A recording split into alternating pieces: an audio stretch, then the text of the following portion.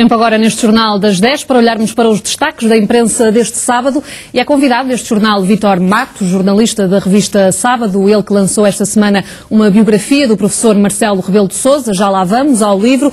Para já, Vítor, os destaques deste sábado, começamos pelo Jornal Expresso. Bom dia. Este sábado, dia 1 de dezembro, onde devíamos celebrar a independência nacional, eu destaquei as notícias que eu entendi que diriam respeito a mais pessoas e começaria aqui pela questão da educação, que nasceu da polémica entrevista do Primeiro-Ministro à TVI, em que ele, de certa forma, disse que as pessoas poderiam vir a ter que pagar a educação no ensino, enfim, obrigatório, não é? Ensino secundário. No secundário, que é uma coisa que nunca aconteceu no país.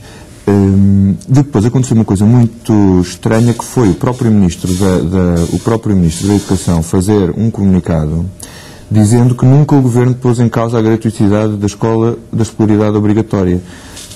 Ora, o Ministro não faria isto se não tivesse falado com o Primeiro-Ministro. Portanto, quando Pedro Passos Coelho disse que devia ter problemas de comunicação, é claro, ele já se viu que tem mesmo problemas de comunicação e senão não teria sido necessário fazer isto. Mas eu acho que era importante apontar uma questão relativa a esta entrevista do Primeiro-Ministro, e que isto não é novidade. Pedro Passos Coelho, Primeiro-Ministro, e que isto não é novidade.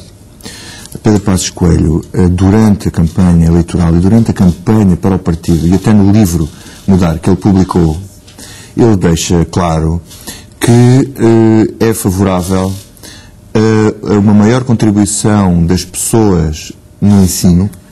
Ele não explica muito bem, nunca explica muito bem. Como é que iriam fazer? Mas ele é favorável a isso, da mesma maneira que é favorável aos copagamentos na área da saúde, coisa que eu suponho, ou portanto a informação que tenho é que o Ministro é contra. Portanto, a mudança de paradigma, ele é contra isso. Uma coisa é aumentar taxas moderadoras, outra coisa é alterar a filosofia do sistema. E também, ao nível da segurança social, ele também tem ideias que são muito diferentes daquilo que funciona hoje em dia. E isto não tem nada a ver com a Troika. As pessoas podem pensar que isto tem a ver com o programa. Não tem nada a ver com isso. Isto tem a ver com o pensamento, com aquilo que é o pensamento de Pedro Passos Coelho, que se pode adequar a este momento e pode até ser um alibi para implementar certo tipo de medidas. Vítor, seguimos para mais um destaque que está também no Jornal Expresso, mas que tu destacas aqui no Público, que é a questão da fiscalização do Orçamento do Estado para 2013. Que é a manchete do Expresso, e que o Público dá nota. Temos aqui o Congresso do PCP, mas eu não destaquei porque é o partido mais previsível do espectro político português. Portanto, temos aqui esta questão que é muito importante e que dirá respeito, portanto, tudo o que acontecer ao nível deste thriller jurídico, agora que acontece sempre no fim de um orçamento de Estado, saber se há fiscalização preventiva ou sucessiva da constitucionalidade, ok. Retirando esta carga jurídica à coisa, ou explicações jurídicas deste assunto, o que importa saber é que se o Presidente da República não enviar o diploma para o Tribunal Constitucional para fazer uma fiscalização antes de ser promulgado, o Expresso diz que os prazos dificultam o envio para o Constitucional. Os partidos, o Partido Socialista, o Bloco de Esquerda e o PC já fizeram saber que podem fazer como o ano passado. Exatamente. O que é que isto quer dizer? Quer dizer que o orçamento pode ser mau, terrível, péssimo para toda a gente, como nós sabemos, toda a gente vai sentir estes efeitos. Se isto acontecer e se houver outra decisão semelhante que ponha em causa os pressupostos daquilo que está acordado com os credores, com a Troika, significa que sobre esta austeridade vamos ter mais austeridade em cima. Portanto, temos aqui um problema que será sempre complicado. Isto é bom referir porque estamos no 1º de dezembro, em que celebra a independência de Portugal de Espanha. Em que é feriado pela última vez. E pela última vez é feriado, e importa aqui relevar a questão de que o país neste momento não é independente e que neste momento, assim, não estamos sob ocupação militar, não estamos sob ocupação económica e financeira. A responsabilidade, em grande parte, é nossa. Mas de facto a pressão externa e a nossa perda de soberania reflete-se nestas questões jurídicas em que o país de facto tem mecanismos jurídico-constitucionais e enfim,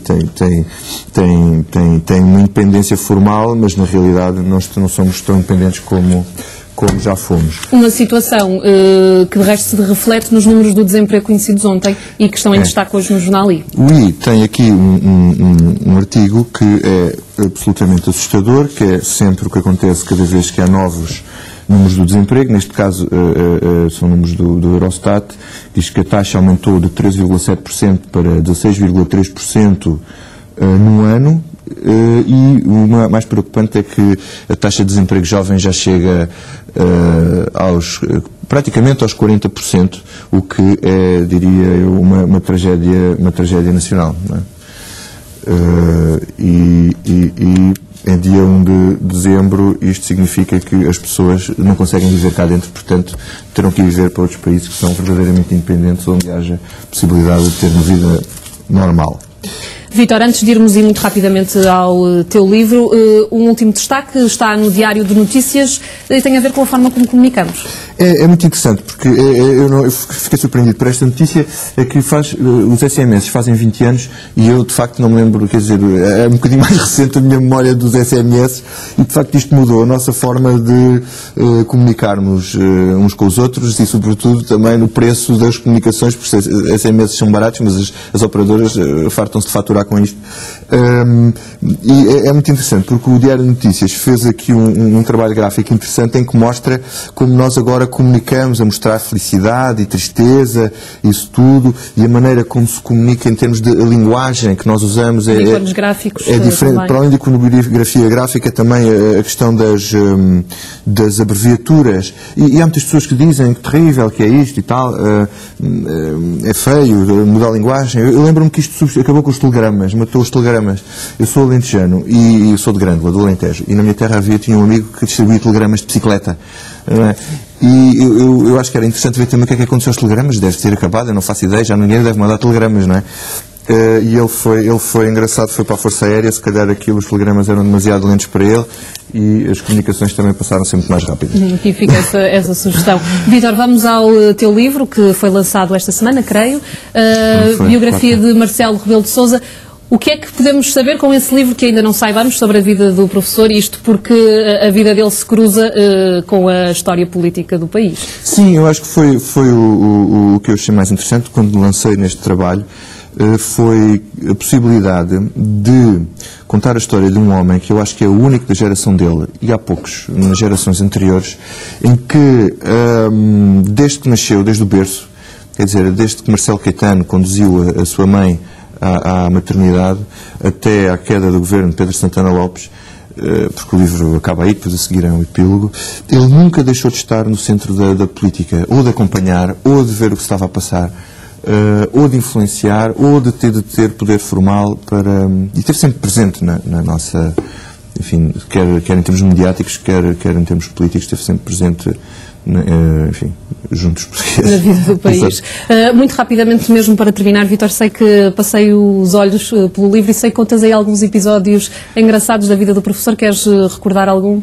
Sim, quer dizer, são tantos, enfim, já que estamos nesta casa, eu recordava o episódio do Lelé da Cuca, que foi uma coisa que se tornou lendária no Expresso, em que o professor Marcelo Rebelo de Sousa, conhecido por algumas loucuras irresponsáveis que fazia e que, enfim, fez continua a fazer, enfim, escreveu no meio de um texto, Balsemão e Lelé da Cuca, um texto da gente, do Expresso, no meio do nada, por causa não foi uma aposta, mas um desafio que uns amigos lhe fizeram. Não és capaz de fazer uma coisa ao Balsemão. Ele, com prova de independência jornalística absoluta, fez esta pequena partida que lhe custou alguns dissabores, porque o Dr. Balsemão não gostou nada disto, e eu relato aqui no livro a conversa que eles tiveram, que foi testemunhada por uma pessoa, e, portanto, há o testemunho também dessa pessoa que ouviu a conversa, um bocado confrangedora entre eles.